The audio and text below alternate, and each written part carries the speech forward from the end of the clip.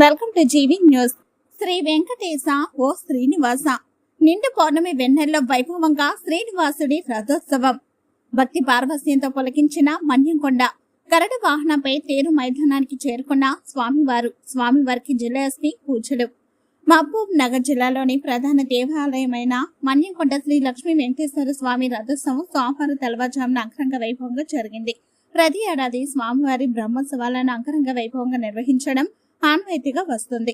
అందులో భాగంగానే ఉత్సవాలలోని ప్రధాన ఘట్టమైన స్వామివారి రథోత్సవాన్ని సాంప్రదాయ రీతిలో అనాదిగా వస్తున్న ఆచారం ప్రకారం భక్తి శ్రద్ధలతో నిర్వహించడం ఆనవాయితీ. అందులో భాగంగానే ఈ ఏడాది స్వామివారి ఉత్సవాలలో భాగంగా వెంకటేశ్వర స్వామి రథోత్సవాన్ని కన్నుల పండుగగా నిర్వహించారు.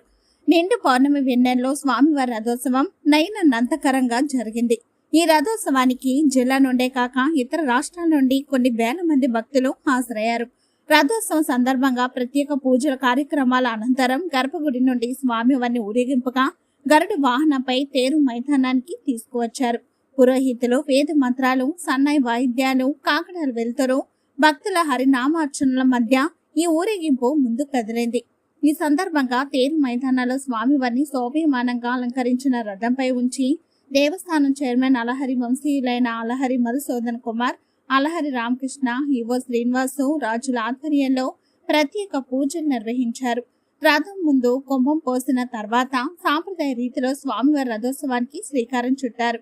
ఈ రథోత్సవంలో స్వామివారి రథోత్సవాన్ని లాగడానికి భక్తులు పోటీ పడ్డారు.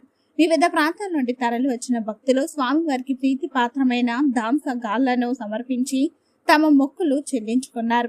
మన్యంకొండ శ్రీ లక్ష్మీ వెంకటేశ్వర స్వామివారి సోమవారం తెల్లవారుజామున జిల్లా ఎస్పీ డి జానకి దర్శించుకున్నారు. రథోత్సవ సందర్భంగా ఆమె దేవస్థానానికి వచ్చి రథోత్సవ ఏర్పాట్లను స్వయంగా పరిశీలించారు. పోలీస్ సిబ్బందికి పలు సూచనలు, సలహాలు ఇచ్చారు.